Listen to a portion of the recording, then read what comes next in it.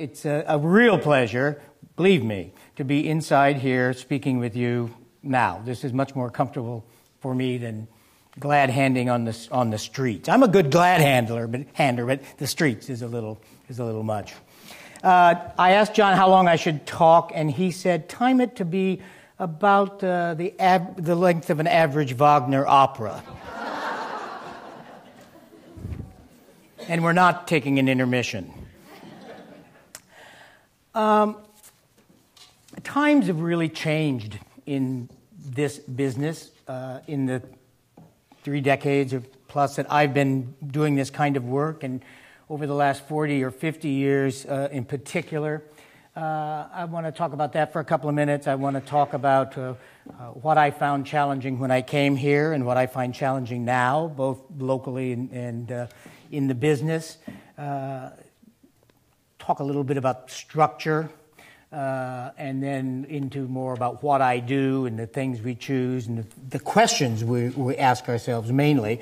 So this is not broken. This is just going to stay this slide for a while, and then partway through we'll get to some visuals of some of the things I'm talking about. But I thought just as I was having a little lunch, I kind of rewrote my beginning in anticipation of what you all might be interested in and what you all might think is the interesting part of this work, and what some of you might be hoping to hear, which is anecdotes and war stories and near escapes. But there are mercifully fewer and fewer war stories, near escapes, and escapades to talk about. Like so many things, I guess, the opera business in North America has really become professionalized over the last 20 or 30 years, for better or worse. And there are good things about that, and there are things that I think that we all miss about that as well. For several reasons, I think. Instantaneous media has forced people to behave better most of the time. Stalking off the set during a rehearsal now is known across the world in seconds, when 30 years ago, when a series of soprani and tenori kept walking off the stage of a Trovatore rehearsal I was involved in, we'd get one of them back on stage and then the other one would have to leave, and they kept one-upping themselves. That would happen in only very rare circumstances now. So the instantaneous communication that we all are experiencing in various ways is one thing that has helped professionalize the art form. There's about 130 opera companies, professional opera companies in North America, from the Met down to Fargo Moorhead is perhaps one of the smallest ones. To be a member of Opera America and be a professional opera company, there are several things you have to be, and one of them is to have a budget of $100,000 or more. Many of the general directors of particularly the larger companies, the mid-large size, this size and up, many of them don't come through the business anymore. They come through the business, but they don't come through the production side or the artistic side. They come out of marketing. They come from development, or they come from running corporations or other not-for-profits. And the good thing about that is that they bring often a business discipline that's needed in the organization. The potentially difficult thing about that is that they may arrive with very little passion or knowledge for the art form, and an organization then needs to find that from someone else in the organization, hopefully a music director, a director of artistic planning, something like that. The mode of travel, the jet age, has really made a huge change for opera companies, for singers. You may know, some of you, there's an interesting discussion going on in the press in Great Britain these days about the stamina of today's opera singers. Conductors are weighing in on what they consider, a couple in particular, the lack of stamina of today's singers. I think this has been brought about by a spate of cancellations from Royal Opera House particularly, from Covent Garden. 30 or 40 years ago, When Irving Gutman was running this company, he and I have had many conversations about this. It was much easier to get a young Placido Domingo here. It was much easier to get Joan Sutherland here and Marilyn Horne and other names, because those singers committed to the time it took to produce the work. And also their options to get on the next plane and be in Europe 10 hours later were certainly much less apparent than they are now. It's a lot costlier, and the time consumption. So singers in those days gave a company 5 weeks, 4 weeks of rehearsal and a week or so of performances or longer. It's very, very difficult to get a I don't like these labels really, but for lack of a better term, world-class or star, renowned singer, to give the time to any company, let alone a regional company such as ours, or Seattle's, or Portland's, or any number. So that's been a big change as well. There has been a much more standardization, if you will, in vocal technique and abilities and vocal production. And there's been a real standardization in dramatic skills and in visual presentations in opera houses. There's been a proliferation of opera training programs, conservatories and universities in North America, Canada, and the U.S., and these programs for the last 20 years in particular have churned out an amazing number of really well-trained singers. There's not enough work for them all, by a long shot.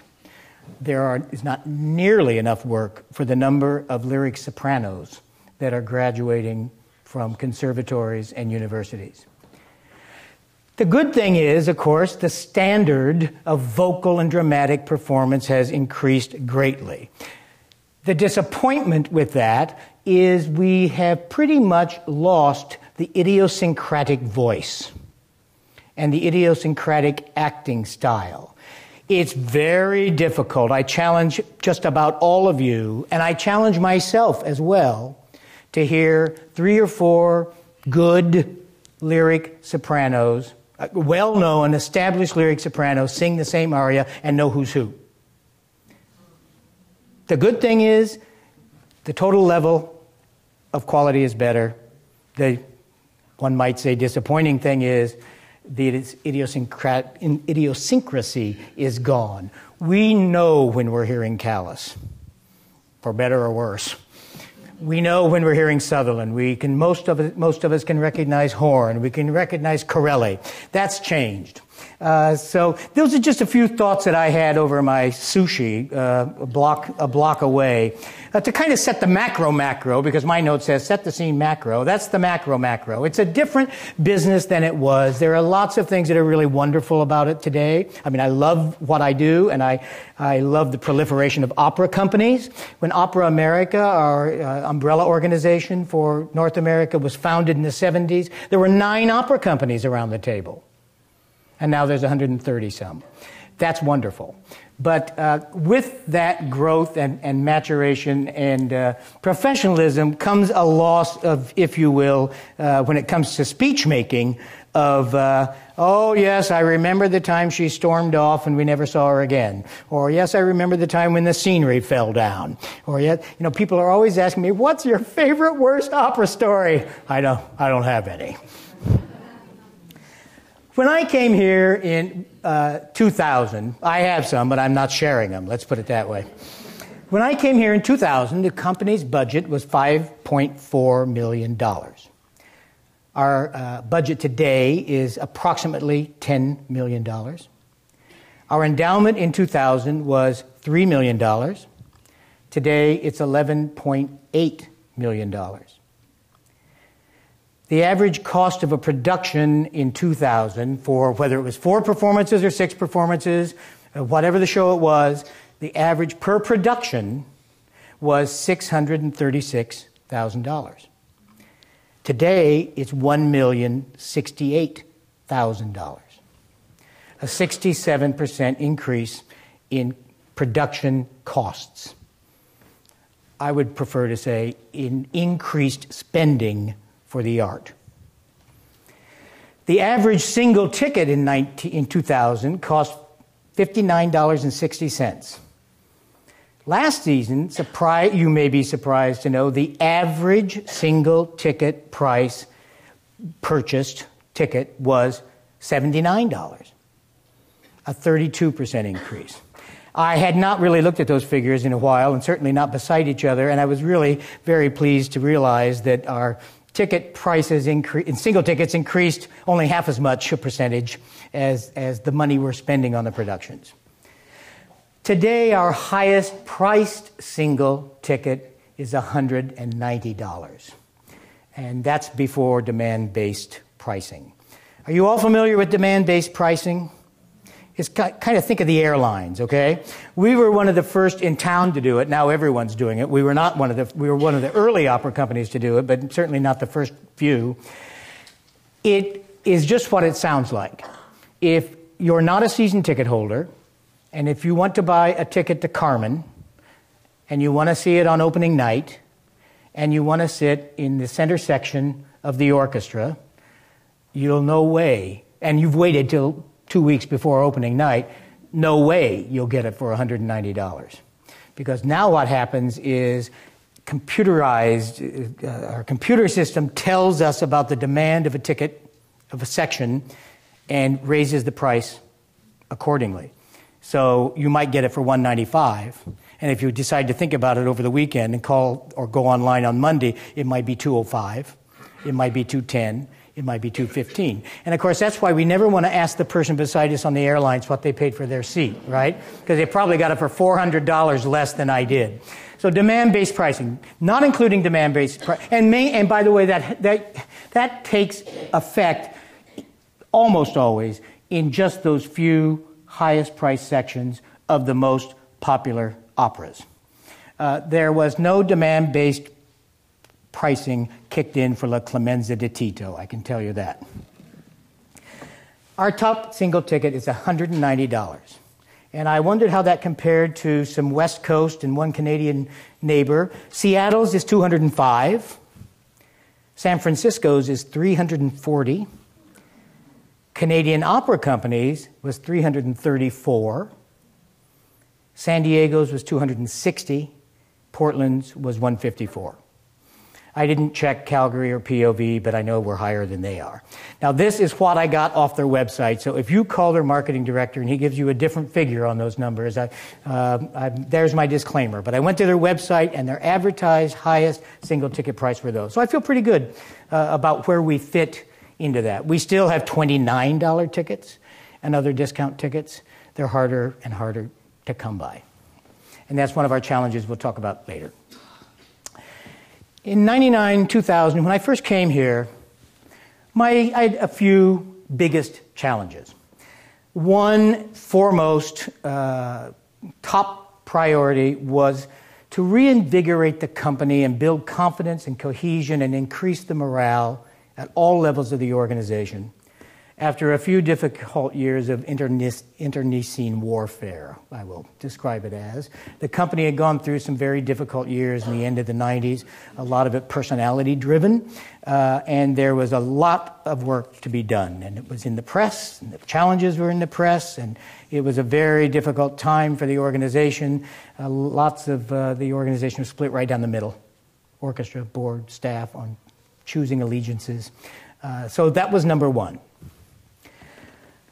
Probably the second in sequence was the hiring of a music director as quickly as possible, but doing that while undertaking a fair and inclusive search process, and then I'll come back and say more about that in a minute. So I faced a couple of interesting issues simply because I came here from the States, and I was an American. I'm now dual, but I was an American, and that was two strikes against me in some circles. He's going to bring all his American friends here, all his conductors and singers. Well, I don't have any American friends in the business. I don't have any friends in the business. That's one of the smart things I've done, I think. But so I had to be very, very cognizant of that. And I also, as an unknown factor, basically, to the staff, I mean, the board did its research and the search process and all of that, but as basically an unknown person, I wouldn't have anyway, but I certainly couldn't come in and say, I've selected so-and-so, and he or she is our new music director. They wouldn't have flown with the orchestra or anybody else. But we needed a music director immediately, right away. So we undertook a search process, and what I did was put a search committee together that was probably 2 orchestra players, 1 or 2 choristers, 1 or 2 people from the staff, 1 or 2 board members, and a couple or 3 community members. And I remember that Robert put everything in my notes. Used to be with CBC and then was on the symphony board for several years. If I could think of his last name, you'd know it. Very knowledgeable in the music community. He was on it, a couple of other community members. And we developed the criteria for what we were looking for, the skills and experience we were looking for. And then we put that out to managers and conductors, and we selected 5 finalists and then set up a schedule of them auditioning, if you will, by taking a production. So it was a very timely process. We had to fit conductors into slots as they were available and have them here and do a show. And then the orchestra, the chorus, rated them on a spreadsheet that we had. The rest of the search committee met with them, rated them, all of that, and we were to make our decision then. Our third candidate, third who arrived, was Jonathan Darlington, conducted A Marriage of Figaro, and the orchestra and the chorus advised me to stop the search right there. And I agreed. He got the incredibly high scores all the way across the board. So within 2 years, I think, from my arrival, he was contracted in 2002, so 2.5 years later, we had a music director. And then the priority continued with this new music director of building the orchestral and chorus capacity. It was a good orchestra, and it was a good chorus. It needed new leadership. It needed real, invigorating leadership. It needed, particularly with the orchestra, someone who could verbally communicate with great passion and articulately what he wanted. And so he could talk to the strings in technical terms about what he needed from the string section, but also could talk to them, and did talk to them, about the emotion of the piece, the passion of the piece. And I think I know we've just seen a continued improvement of the orchestra and chorus over the last decade or so, which I lay directly at Jonathan's feet. We'll say a little bit more about that later. And the third major challenge, as I recall, that I felt I faced and the company faced at the beginning, was making the company relevant to the community. That affects 3 levels of government support. It affects private support from individuals and corporations. It involves reaching more people and bringing more people into the opera house and different people into the opera house, and making the opera seem more welcoming than it may have before. And when I talk about this challenge, I'm certainly not singling out this company. Most opera companies and major theater companies and symphony orchestras came rather late to choose the phrase. I think community engagement is the phrase of the day, which I use. Came late in the day towards recognizing that it was both right and necessary to open up and to welcome, not just tolerate, but to welcome more people, new people, different economic levels, different geographic backgrounds, ethnic backgrounds into the opera house. So those were my biggest 3 I felt. Today, I would say, I think I have 1, 2, 4 right now. I chose 4 out of 77 major challenges today.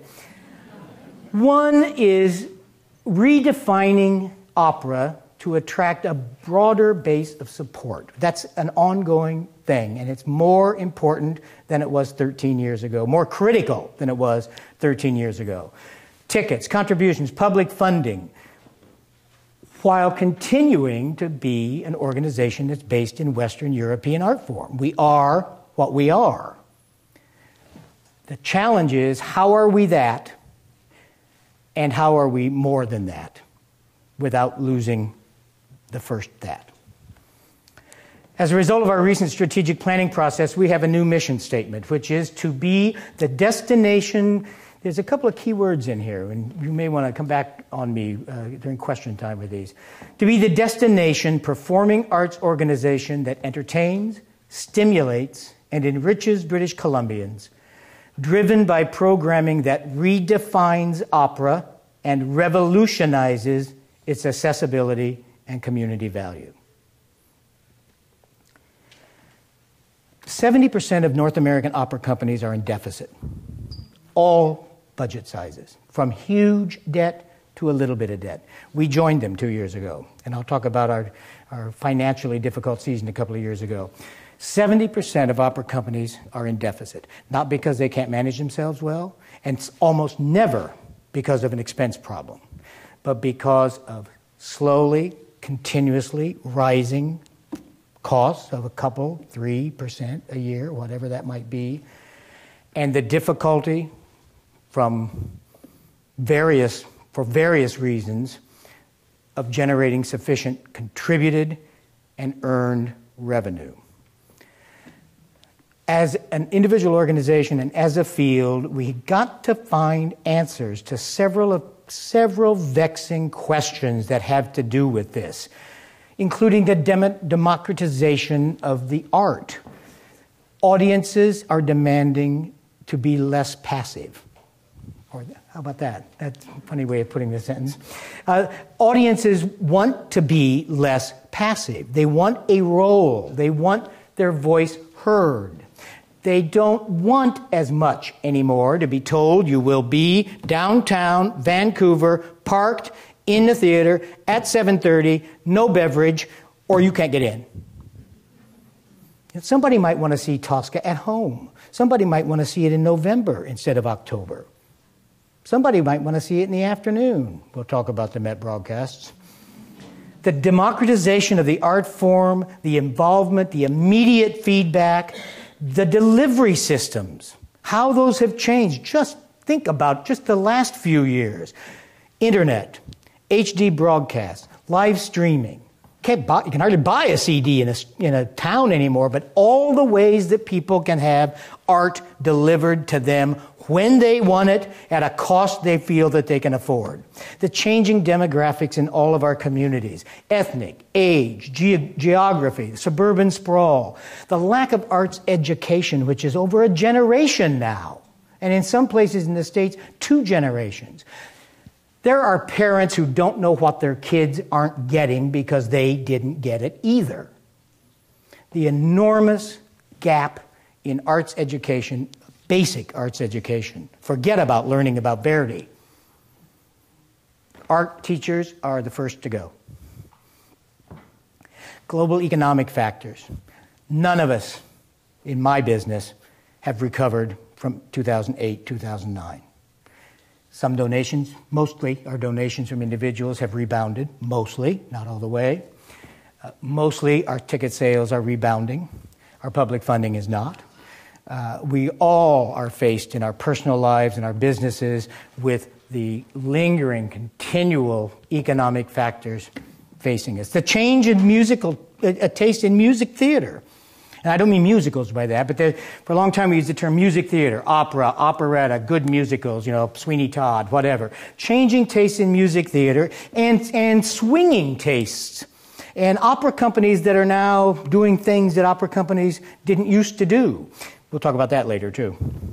All of these create real challenges in balancing expenses while having realistic income budgets. It's very difficult.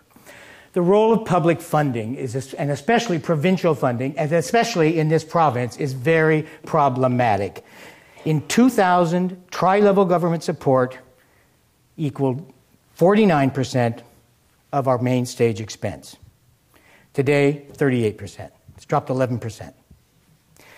I'm going to read you a couple of paragraphs. According to Stats Canada, provincial spending on culture, which includes film, art galleries, and festivals, per capita, averaged $90 in 2009-10, with the highest in Newfoundland at 156.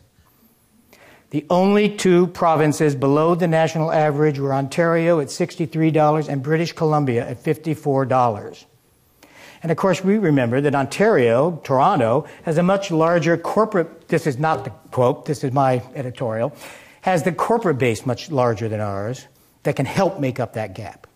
But quoting again, in the Stats Canada data set, this is a different look at it, the arts, this time including arts education, performing arts and visual arts and crafts, but no, not including galleries, average $12. For one thing, art galleries are out, something else is in, so don't try to compare the two. The important thing is it averaged $12. British Columbia had the lowest level of public arts funding, $5 per capita. And this is a decade-old and longer problem with arts funding in British Columbia. Neither party has paid sufficient attention, and the gap continues to grow. Couldn't we just get to average? Couldn't we just get to the middle in this province?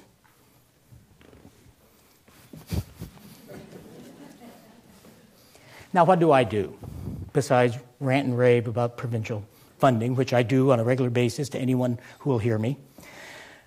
I'm responsible for the artistic vision of Vancouver Opera and its overall strategy. And I report to my bosses, the board of directors. I spend a lot of my time on public funding solicitation, corporate and individual fundraising, community engagement strategies, and strategic planning, along with board and volunteer relations, and helping develop the company's civic involvement and civic footprints. That's one of the reasons I'm running for the Van City board. That's one of the reasons that Howard Jang of the Arts Club has been a very important board member of Tourism Vancouver. Why Marcus Yosef of New World Theatre has been a COPE candidate for the Parks Board. That we feel we have to do more. We have to get out of our offices and have a more civic involvement. I work very closely with our Director of Artistic Planning, Tom Wright, who does more and more of our casting, and we work very closely together in choosing productions, guest conductors, designers. While I'm responsible for the artistic vision of the company, Tom and his team are more active in realizing that vision through particular choices of singers, conductors, shows with and we talk about it together, but he's really become the active person there. I travel a certain amount to see singers, productions, conductors, directors work. I'd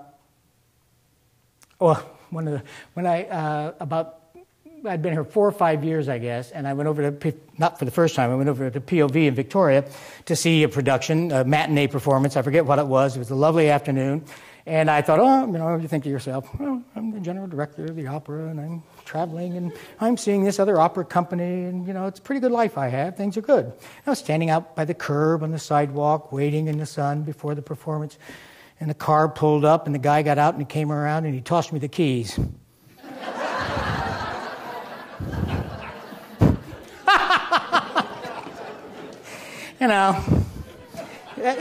Those are great things, aren't they? They're wonderful things to have happen to you. And, I'm sorry, I'm not the valet, Parker. I said to a younger friend of mine the other day who's not involved in the opera and doesn't know very much about the cultural community, and yet again, hubris is a wonderful thing, isn't it? I'd just been invited to give a talk somewhere in May, and they wanted me to talk about, I said, they want me to talk about leadership. He said, you don't know anything about that.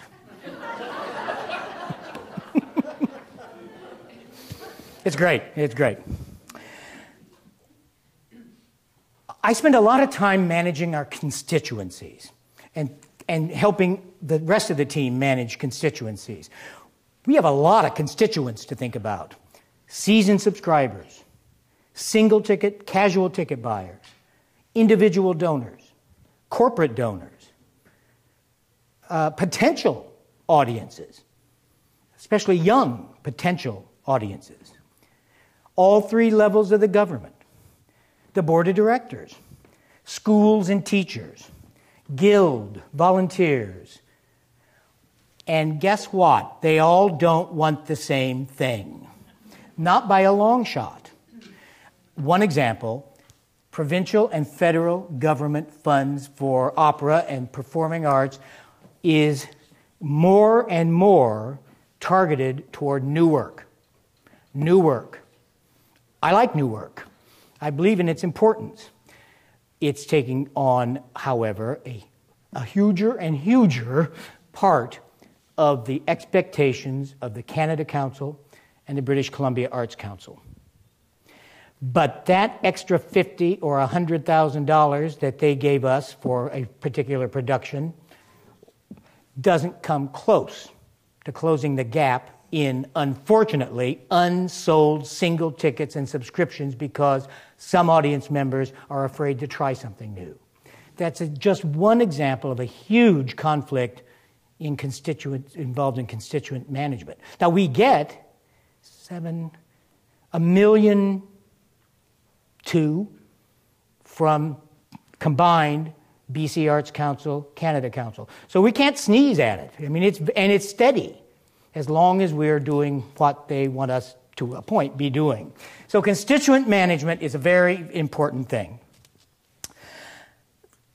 There's lots of pieces, lots of components to the programming side of Vancouver Opera, and there are lots of considerations that go into designing a season and an arc of seasons over the course of 2 to 5 years. The role of traditional repertoire, which remains the company's mainstay. Traditional repertoire is and will be, as far as I can tell, and as long as I'm here, will, of course, be the mainstay of what we put on the stage.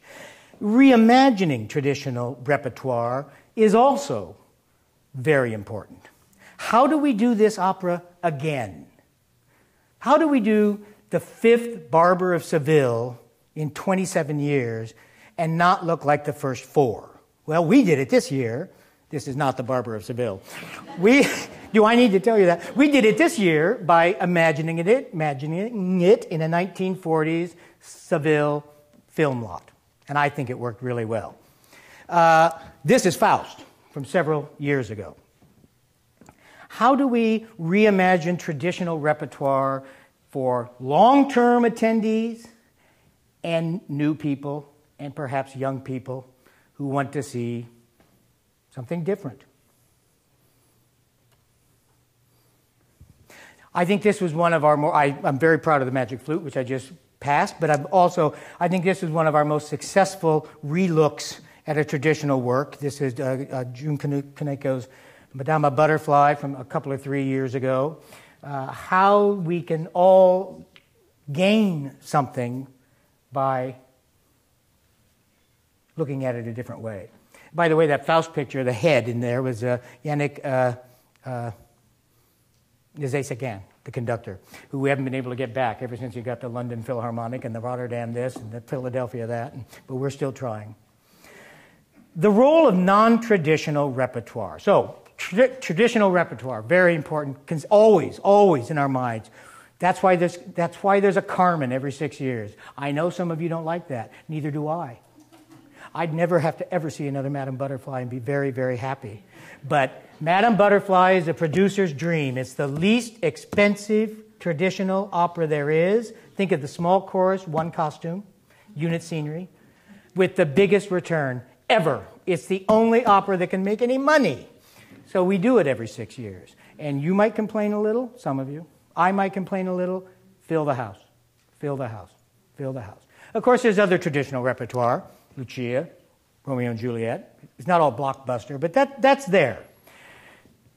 And the re-envisioned traditional repertoire we just talked about has to be in the forefront of our thinking all the time. And then there's the role of non-traditional repertoire, which can bring the... Whoops, another butterfly picture. I forgot I inserted that. Which can bring the company new audiences, often younger audiences. Perhaps music theater people who would never give us a try before. New music people who going to see what Nixon in China. They like John Adams. Let's see what his opera's like. We sold $80,000 in singles, more than we budgeted for Nixon in China. And there were a lot of new folks in the audience. There were a fair number of folks who walked out at intermission too, but there were a lot of new people in the audience. West Side Story. We sold more tickets than we've sold to anything in our history with our 8 performances of West Side Story. Carmen, 4 years ago, brought in more money because the average ticket price was higher. But we did 8 performances of this with a lower average ticket price, and more people came in the door. And we made lots of new friends. How do we think about new work? Very expensive, very risky.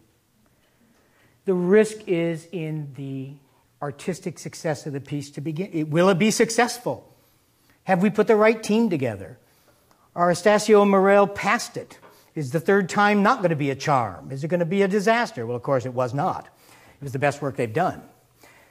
You know, is it going to work? Good, talented people don't always succeed for various reasons. One risk, is it going to work? Risk 2, are we going to be able to keep it anywhere near budget? After 5 workshops and rewrites, and this didn't work, and resend and redo and remount. Risk number 3, is anybody going to come? And I have to say that's where I continually am disappointed in our long-term regular audience. The number of people who dropped their subscriptions because we did Nixon, and the number who dropped their subscriptions because we did Lillian. And we know it because we talked to a lot of them, whether we want to or not. No, we do. We do. I personally emailed about 30 or 40 people who self-identified as dropping their subscription because they didn't want to see Nixon. And I told them, you know, I'll let you come for whatever I said, $20 or something. Give it a try. None of them took me up on it. We lost 800 subscribers over 2 years. 9-10, 10-11. 9-10 was Nixon. 10-11 was Lillian. Now, in all fairness, I made a programming mistake by putting Lucia, La Clemente de Tito in the same season with Lillian. That I have learned. I'll never do that again. Because I offered people 2 works that they didn't know anything about. There was no Mozart effect, plain and simple. So I allowed people to decide 50% of this subscription I don't know about, so I don't think so. 9-10, most of the drops were Nixon. Some were because of the Olympics. People just weren't going to be around. Some was because our season was skewed because of the Olympics. 1 in the fall, 3 after the Olympics. We performed in June. So there were multiple reasons. But the risks of new work are huge. Yet there's a responsibility to refresh the repertoire. There's a responsibility to reach new audiences. There's a responsibility. There's the request from the Canada Council, the BC Arts Council, new work. New work, Canadian creation. It's a tension that we live with all the time. This is a new work, and we're doing it May 4th. We open May 4th. Tea, A Mirror of Soul by Tan Dun. It's not a brand new work. It's been around 6, 7, 8 years, something like that. First performed in the Netherlands.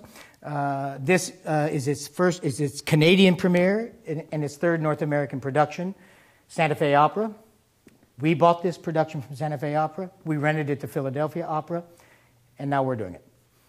Very interesting score. We're not here to talk about that today.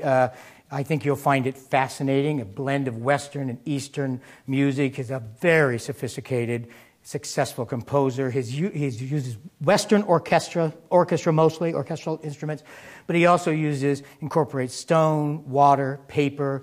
On stage, you'll see that being manipulated and bringing in Eastern sounds. Costuming is gorgeous. It's an ancient legend of a Japanese monk.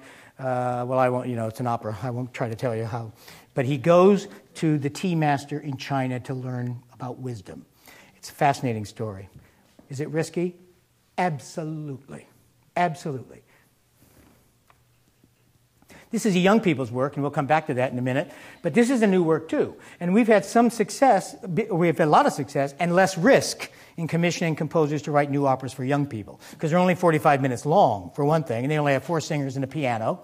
And we do rich things. And I'm going to talk about that if I keep moving along. We'll get to the rest of this. But that's another new work.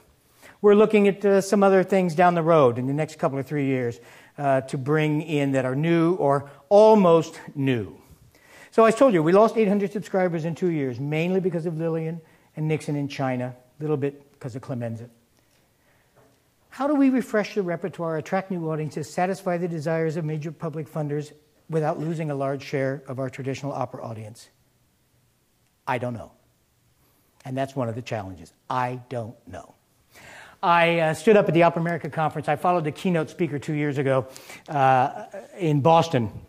I was on the panel, and I was the first one to respond, and he was telling us how terrible everything was, and all the demographics were pointing to, we're all going to be out of business in 15 years, and I was the first person to respond and talk to him.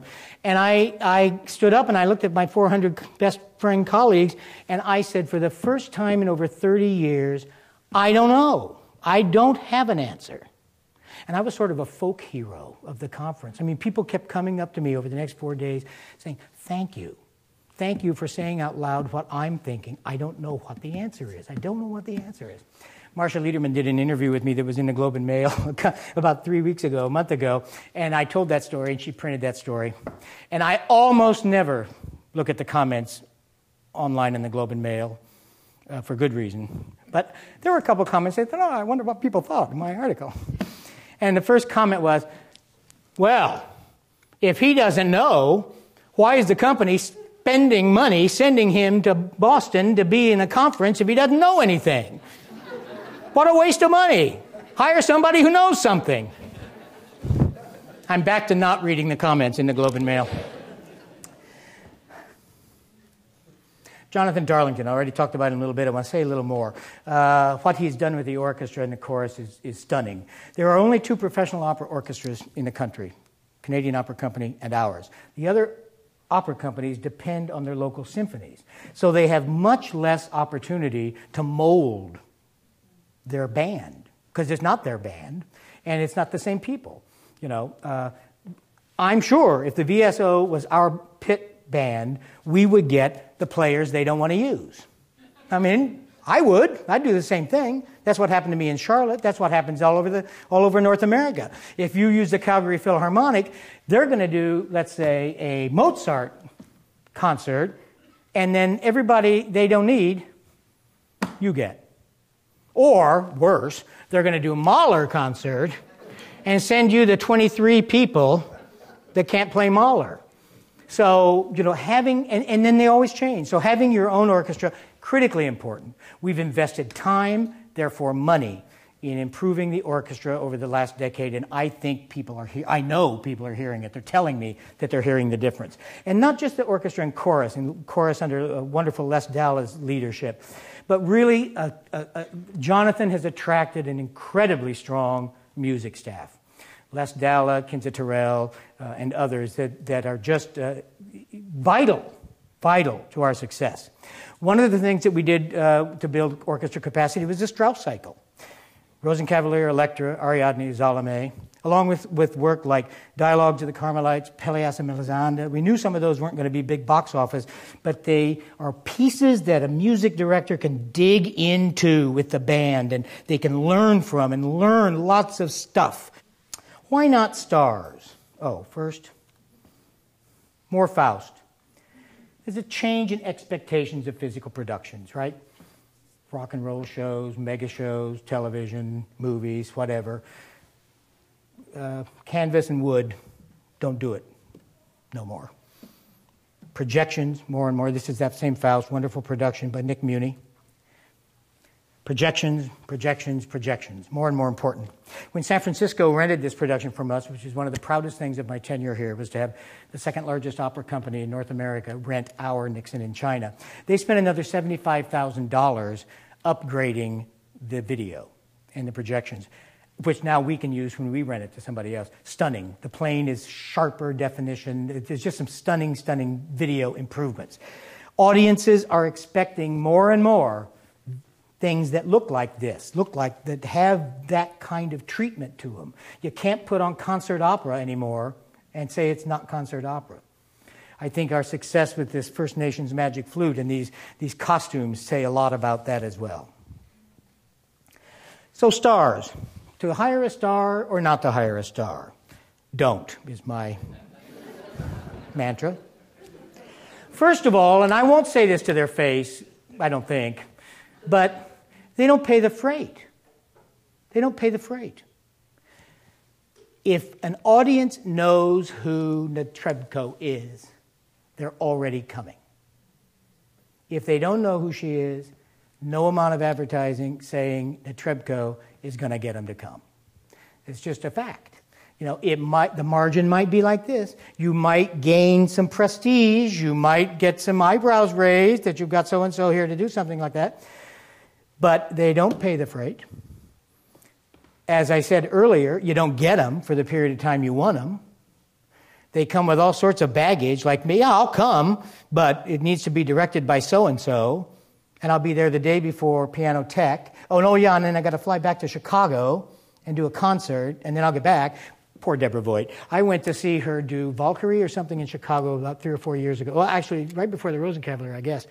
My sister had come in from Michigan. We had a weekend of opera, and she had been let out by the Chicago Lyric to fly to New York to do a concert the night before because they weren't back-to-back. Guess what? There was a snowstorm. She couldn't get back. You know, Lyric Opera is going, poor us. Baloney. You were fools. People were really unhappy. So there's too much baggage that comes with them along with their fee. We try very hard to, Canada first, Canadian singers first. That's where we start. And then go from there. I mean, yes, they have to be good singers. But we start there and then have other criteria beyond that. There are so many wonderful Canadian singers. There's something in the water here. And it also has something to do with UBC, McGill, Toronto. There's really good programs here. And I just named 3 out of several. There's really good programs here. And there's this first tier of Canadian singers that we have a very hard time getting. You know, we could all name our own first tier, but Hepner, Margeson, Forrest, Finley, Brugger-Gossman, Pajanka, Forrest. I wrote her down twice. I do like Judy a lot. Barak Darian. You know, those are sort of the first tier Canadian singers, I think, who are working and have worked everywhere. That, you know, just because they're Canadian doesn't mean they're going to give me a break, right? I mean, sandwiching in between. There was something we wanted Margeson to do, and he wanted to do it, and all was great until, oh yeah, but by the way, I have to go back and forth to Madrid. Forget it, you know. It's very hard to get those folks. Very, very hard. We're not competitive with the big houses and fees, and there's no way we will be. I think we do. Now, that said, obviously, Judy has sung with us several times. Misha has, and we're trying to find another thing for Misha. Hepner has been here in the olden days. We may get him one more time. We'll see. Margeson, not to connect any names with anything I'm going to say, but, you know, sometimes they're ready to work for us when nobody wants them anymore. I'm not talking about Ben. I mean, but seriously, you know, somebody's not available for 10 years. Phone calls aren't returned from agents. But all of a sudden, well, you know, they really would like to come to Vancouver. Well, I bet they would.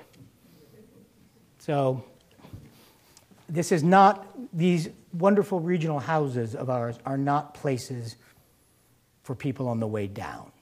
They're for people on the way up. It's the way it needs to be.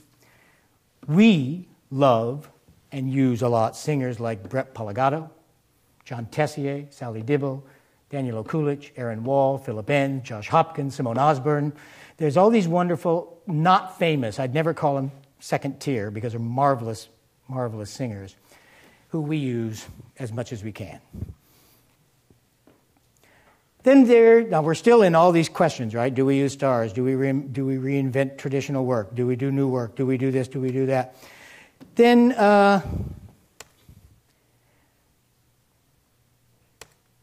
what about this stuff?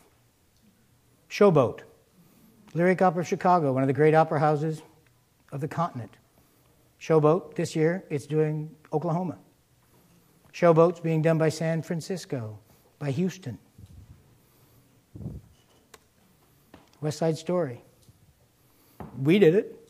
Very happy to do it. I think there's for me, it's what music theater legitimately belongs in an opera house. And that's just a very subjective thing. My idea might not be what Bob McPhee's idea is in Calgary or Gockley's idea in San Francisco. To me, Bernstein belongs in the opera house, whether it's West Side Story or one of his operas. To me, most of Sondheim belongs in the opera house. There's a wonderful Sweeney Todd at Chicago Lyric 15 years ago that I've never forgotten with Bryn Terfel. Wonderful production. Would I do Oklahoma? I doubt it. But, you know, I understand why big American houses are doing it. That's Americana, you know, Showboat, Oklahoma. That stuff makes perfect sense to be in those houses. So that's the question. When do we do that stuff? When do we do this stuff? Pirates of Penzance. You know, I didn't want to do any G&S when I got here. I just didn't, it's just not my thing, and I just didn't really, I thought there was other stuff we could do.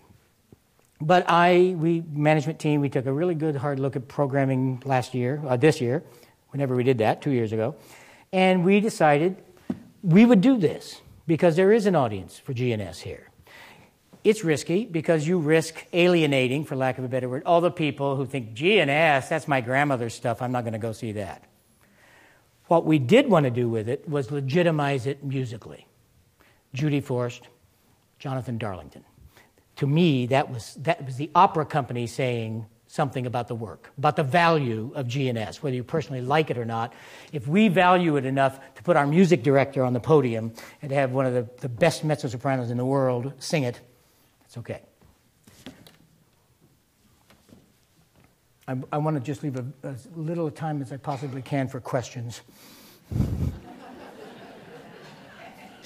I want to say a little bit more about our education program and about our new facility and a couple of things we're doing there, and then I'll wrap it up. I'm at about 55 minutes, so I'll be done in a few minutes, and we'll have plenty of time for questions. I talked about Naomi's Road earlier. We have a renowned education and touring program, and the two are kind of related and kind of not related. One of the things I did when I first got here was divorce our tour program from the idea of education, because that's all the company thought education was at the time, was touring Hansel and Gretel to elementary schools. And I didn't agree with that at all. I thought education, I still do think education programs are something very different than that. Classroom-based or in the theater that are education. This is very important. And often the first and only experience young people have, especially in other communities in the province, to live music and live performance. So it's very valuable to us, and we spend a fair amount of time and money on it, on our tour. But what we did do with the tour is in the last seven or so years, we've moved it away from being purely entertainment. Cinderella, Hansel and Gretel, somebody trips and falls down 5 times, and into curriculum-based themes or themes that were important to us as a province.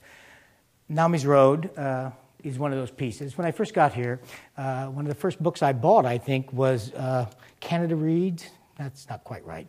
It was a book published by VPL with an introduction by Bill Richardson. And it was 100 Great Canadian Books. I think that's what it's called. Had a hockey player on the cover. And it's one-page synopses of 100 books. Fiction, nonfiction, poetry.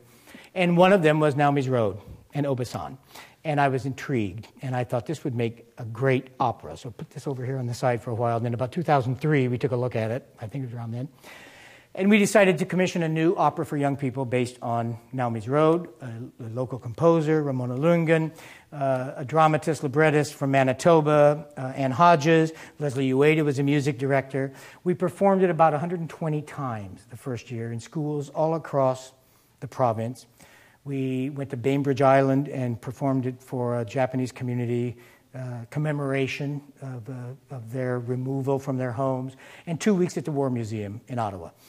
And it's a very moving piece for young people and adults. And we brought it back this year reincarnation the second time around. We've also done the Barber of Barkerville, which is just what it sounds like. The Barber of Seville, set in Barkerville, in celebration of the 150th anniversary of the province. We've also done a work, we commissioned Veda Hilly to do a piece called Jack Pine, based on Christopher Patton's environmental book about the Jack Pine tree and its role in rebuilding forests after forest fires. I learned that's what the Jack Pine does. High heat opens its cone, and its seeds are spread, and that's how the forest begins to. And, you know, it takes a real talent from somebody like Veda Hilly to write an opera about that and entrance kids, and she did. It's been a very successful work for us as well. So that's how we feel about the tour. Now, next year maybe we'll do Hansel and Gretel. And maybe, you know, we'll do. We're not, you know, trying to cram some message down teachers' throats, but pure entertainment year after year after year after year isn't what we want to be about, and we found that's not what teachers and curriculum specialists want us to be about either. One of the challenges is, of course, parent associations and schools are having more and more difficulty coming up with $800, which is what a performance costs, and that's very sad. With funding cuts and $800, 4 singers, stage manager, pianist, scenery. It's not much money, but what lots of groups now are doing are rotating. They may take Green Thumb one year and us the next year, and somebody the next year when they used to take all 3 of us every year. This is our new home. We do everything here except perform the main stage operas. It's the O'Brien Center for Vancouver Opera. It's at 3rd and Maclean. Some of you may have gone there to buy Lululemon stuff in their, what do you call it, in their off-rack, you know. Yeah. Shop.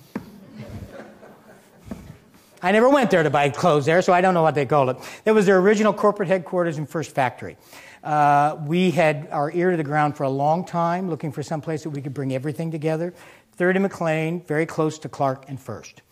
We love being there for several reasons. The synergies of all being together, of the marketing staff being steps away from the rehearsal, of the singers being 10 feet from the wardrobe for a fitting, the sales, the call center being next to the scene shop.